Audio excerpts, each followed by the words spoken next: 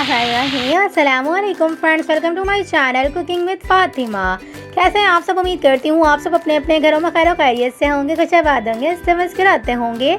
आज मैं आपके साथ बहुत ज़्यादा अमेजिंग सी, फ्लेवरफुल सी, झटपट वे में आसानी से बन जाने वाली मज़ेदार सी कड़ी पकौड़ा बनाने की रेसिपी दूंगी। कुछ अलग वे में सिखाऊंगी, तो आपने इस रेसिपी को जो है एंड तक लाजमी से देखना है। तो चलें जी रेसिपी स्टार्ट करते हैं।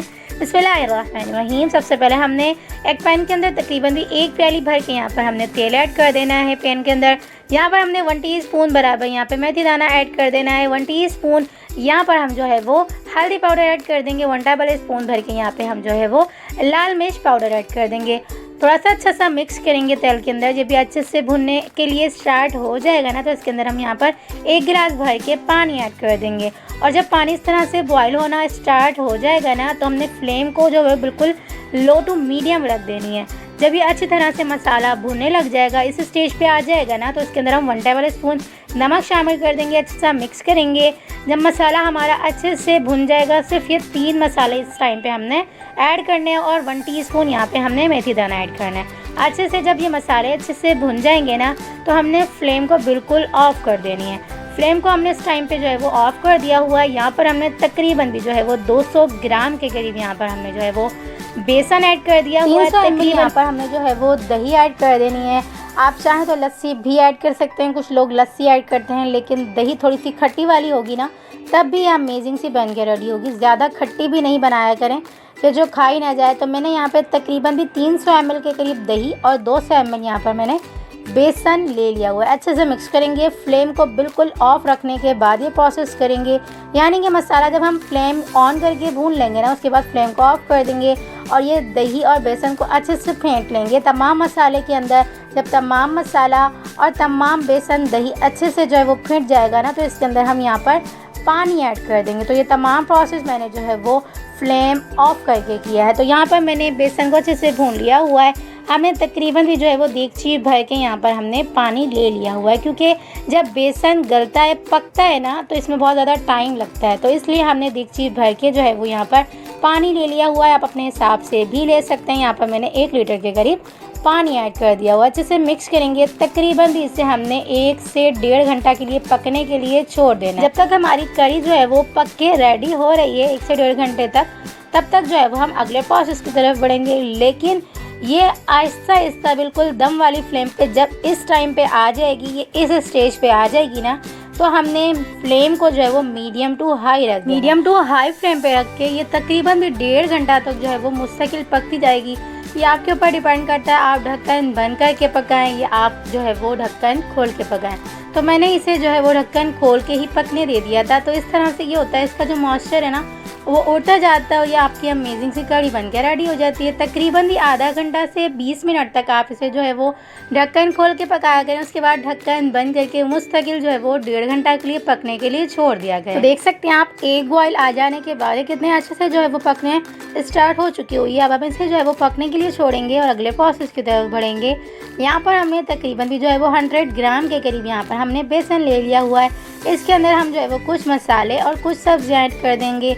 अपने हिसाब से भी आप तमाम चीज़ें ऐड कर सकते हैं। यहाँ पर 1 टीस्पून मैंने नमक शामिल किया है, 1 टीस्पून लाल मिर्च पाउडर ऐड किया है, 1 टीस्पून हल्दी पाउडर ऐड किया है। थोड़ा थोड़ा करके जो है वो मिक्स करते जाएंगे। यहाँ पर हमने 1 टेबल स्पून ज़ीरा भी ऐड कर दिया हुआ है। थोड़ा थोड़ा करके अच्छे से मिक्स करेंगे। उसके बाद जो है वो इसके अंदर हम जो है वो यहाँ पर पानी भी थोड़ा थोड़ा करके ऐड करते जाएंगे। मेजरिंग कप के हिसाब से मैंने यहाँ पर 1.5 कप के करीब पानी ऐड किया और तमाम चीज़ें मैंने अच्छे से मिक्स कर ली। अच्छा सा बैटर बना के रेडी कर लिया। बैटर हमारा रनी कंसिस्टेंसी में होना चाहिए, बिल्कुल जो है वो थिक सा नहीं होना चाहिए। जब हमारा बैटर जो है वो इस कंसिस्टेंसी में आ जाएगा, यानी कि बिल्कुल रनी सा हो जाएगा बैटर हमारा, तो इसके अंदर हम जो है वो कुछ सब्जियाँ ऐड करेंगे। याद रखिएगा, अगर हमारा कंसिस्टेंसी जो है वो बेसन की रनी सी होगी ना, तभी हमारे पकोड़े जो है वो अच्छे से बन कर रेडी होंगे। ज़्यादा थिक नहीं करिएगा आप जो है वो बेसन को। यहाँ पर हमने तकरीबन भी 1 प्याली छोटी वाली, इसके अंदर हमने यहाँ पर 3 से 4 कटिंग की हुई हरी मिर्चें ऐड कर दी हैं। 2 प्याली के करीब यहाँ पे हमने प्याज को कटिंग करके ऐड कर दिया हुआ है। 2 प्याली ही मैंने यहाँ पे जो है वो हरा धनिया चॉप किया हुआ, कट किया हुआ ऐड कर दिया है। 1 टीस्पून यहाँ पर हमने जो है वो मीठा सोडा यानी कि बेकिंग सोडा इसके अंदर हमने ऐड कर दिया हुआ। अच्छे से मिक्स करेंगे तमाम सब्जियों को बेसन के अंदर। देख सकते हैं आप इसकी कंसिस्टेंसी बैटर की, आप देख सकते हैं पकोड़ों के बैटर की। इसी कंसिस्टेंसी में आपकी भी जो है वो पकोड़ों का बैटर होना चाहिए। इस तरह से आपके नरम और सॉफ्ट से जो है वो पकोड़े बन के रेडी होंगे। और मैंने पकोड़ों का बैटर जो है वो उसी टाइम बना के फ्राई कर लिए थे, ज़्यादा देर के लिए मैंने नहीं रखा था। अगर आप ज़्यादा देर के लिए रखेंगे ना तो आप जो है वो पकोड़े के बैटर के अंदर नमक जो है वो बाद में जब आप बनाना स्टार्ट करें ना पकोड़े तब ऐड किया करें। इस तरह से आपके पकोड़ों का बैटर जो है ना बिल्कुल जो है वो गीला नहीं होता, अच्छा सा स्टिकी सही रहता है। तो देख सकते हैं आप मैंने फ्राई करने के लिए तेल अपने हिसाब से ले लिया हुआ। तेल को अच्छे से हमने गर्म कर लिया। उसके बाद एक एक करके तमाम पकोड़े अपने हिसाब से हम ऐड करते जाएंगे और उलटते पलटते तकरीबन भी जो है वो 7 से 8 मिनट के दौरान अच्छे से पकोड़ों को जो है वो फ्राई कर लेंगे, ताकि पकोड़े अच्छे से अंदर से भी फ्राई हो जाए और ये नरम से जूसी से बहुत ज़्यादा सॉफ्ट से बन के रेडी हुए थे, क्योंकि हमने इसके अंदर जो है वो मीठा सोडा यानी कि बेकिंग सोडा ऐड किया। तो देख सकते हैं आप उलटते पलटते मैंने इसे तकरीबन भी 7 से 8 मिनट के दौरान अच्छा सा कुक कर लिया था, मीडियम टू लो फ्लेम पे रख के। तो इसी तरह से आप भी अपने तमाम पकोड़े बना के रेडी कर लीजिएगा। अगर आप चाहें ना तो पकोड़ों के बैटर के अंदर यहाँ पर आप जो है वो आलू भी ऐड कर सकते हैं। कुछ लोग आलू भी ऐड करते हैं। तो आप अपने हिसाब से, मैंने आपको पहले ही बता दिया था कि सब्जियाँ आप अपने हिसाब से भी ऐड कर सकते हैं, जो भी आप ऐड करना चाहें। तो मैंने यहाँ पे पकोड़े बना के रेडी कर लिए हैं। तो मैंने यहाँ पे तकरीबन भी 2 से 3 बेज बना के रेडी किए थे। आप पकोड़े जो है वो अपने हिसाब से ही रखा करें कड़ी में। तो मैंने यहाँ पे पकोड़े थोड़े ज़्यादा ही रखे थे, तो इसलिए मैंने अपने हिसाब से पकोड़े बना के रेडी किए हैं। आप बैटर को कम या ज़्यादा अपने हिसाब से रख सकते हैं। तो मेरे पकोड़े यहाँ पर जो है वो बन के रेडी हो चुके हुए हैं। जब पकोड़े मेरे बन के रेडी हो गए थे ना तो मैंने साथ के साथ ही जो है वो पकोड़े ऐड कर दिए थे। तो आप भी इसी तरह से किया करें कि आपकी यहाँ पर कड़ी जो है वो पकना स्टार्ट हो रही हो और पक चुकी हुई हो, तो साथ साथ आप जो है वो पकोड़े बना के डायरेक्ट से भी ऐड कर सकते हैं। यहाँ पर मेरी देख सकते हैं आप कड़ी बिल्कुल जो है वो बन के रेडी हो चुकी हुई है। देख सकते हैं आप इसका साइज़ जो है वो अपने साइज़ से कम हो चुका हुआ है और ये इसकी थिकनेस कितनी अच्छी सी आ चुकी हुई है। हमने कड़ी को ना तो ज़्यादा थिक करना है और ना ही ज़्यादा लिक्विडी। देख सकते हैं आप अमेजिंग सी कंसिस्टेंसी में हमारी कड़ी आ चुकी हुई है। जब कड़ी इस स्टेज पे आ जाएगी ना पक पक के, तो इस स्टेज पे आके हमने यहाँ पर जो है वो पकोड़े ऐड कर देंगे। कंसिस्टेंसी आप देख सकते हैं कड़ी की, ना तो ज़्यादा थिक है और ना ही ज़्यादा लिक्विडी, लेकिन यकीन करें इसका फ्लेवर बहुत ज़्यादा खटा खटा सा अमेजिंग सा आ रहा था। ना तो ज़्यादा खट्टा था और ना ही ज़्यादा जो है वो कड़वा सा था। अमेजिंग से हमारी कड़ी बन के रेडी हो चुकी हुई है। इसके अंदर हम यहाँ पर जो है वो पकोड़े ऐड कर देंगे। पकोड़े ऐड करने के बाद ढक्कन बंद करके इसे हमने तकरीबन भी जो है वो 5 से 7 मिनट तक, जब तक हमारा तड़का बन के रेडी होगा ना, अच्छे से कुक कर लेंगे ढक्कन बंद करके। जब तक हमने ढक्कन बंद करके इसे पकने के लिए छोड़ा है, जब तक हम जो है वो तड़का तैयार कर लेंगे। तो तड़का हमने उसी तेल के अंदर बना के रेडी किया है जो कि हमने पकोड़े बना के रेडी किए थे। जिस तेल में 1 टेबल स्पून भर के मैंने शाहजीरा ऐड कर दिया। यहाँ पर 6 से 7 गोल लाल मिर्च ऐड कर दी हैं। आप चाहें तो कड़ी पत्ता भी ऐड कर सकते हैं अगर आपके पास अवेलेबल हो। तो यहाँ पर मैंने तड़का तैयार कर लिया हुआ है। तड़का जब अच्छे से हमारा रेडी हो जाएगा, अच्छे से कुक हो जाएगा, ज़ीरा और गोल लाल मिर्चें इस तरह से, तो हम जो है वो ये तड़का कड़ी के अंदर ऐड कर देंगे।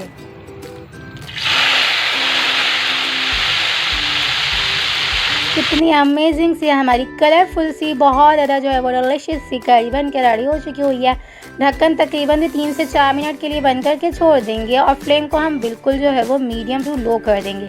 मीडियम टू लो फ्लेम पे रख के हमने इसे 5 से 7 मिनट तक अच्छा सा कुक किया। ढक्कन बंद करके देख सकते हैं आप अमेजिंग सा कलर, अमेजिंग सा टेक्सचर जो है वो हमारी कड़ी के अंदर बन के आ चुका हुआ है और अमेजिंग सी डिलिशियस सी फ्लेवरफुल सी हमारी जो है वो कड़ी पकौड़ा बन के रेडी हो चुकी हुई है। तो मेरे स्टाइल में एक बार इस रेसिपी को ज़रूर से ट्राई करिएगा। यकीन करें झटपट से भी बन के रेडी हो जाएगी और बहुत ज़्यादा फ्लेवरफुल सी कड़ी पकौड़ा बन के रेडी होगी। तो आप इस रेसिपी को एक बार मेरी रेसिपी से ज़रूर से ट्राई करिएगा और मुझे अपना फीडबैक ज़रूर से दीजिएगा आपको ये रेसिपी कैसी लगी। अब हम जो है वो इसे डिश आउट कर लेंगे और आप चाहें ना तो आप जितना पकाना चाहें इसको पका सकते हैं, लेकिन मैंने इसलिए इस कंसिस्टेंसी में इसे कड़ी को रखा है क्योंकि ये थोड़ी देर बाद ही, आधे घंटा भी नहीं लगेगा, ये थोड़ी सी और भी ज़्यादा जो है वो थिक होना स्टार्ट हो जाएगी क्योंकि इसके अंदर हमने बेसन और दही दोनों इस्तेमाल किए हैं ना, तो इसलिए बहुत ज़्यादा जल्दी से थिक होना स्टार्ट हो जाएगी। तो ये बिल्कुल जो है वो परफेक्ट कंसिस्टेंसी है कड़ी बनाने के लिए।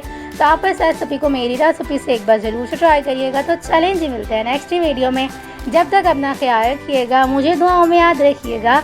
मिलते हैं नेक्स्ट वीडियो में बहुत ही आसान, सिंपल और यूनिक सी रेसिपी के साथ। अल्लाह हाफिज़।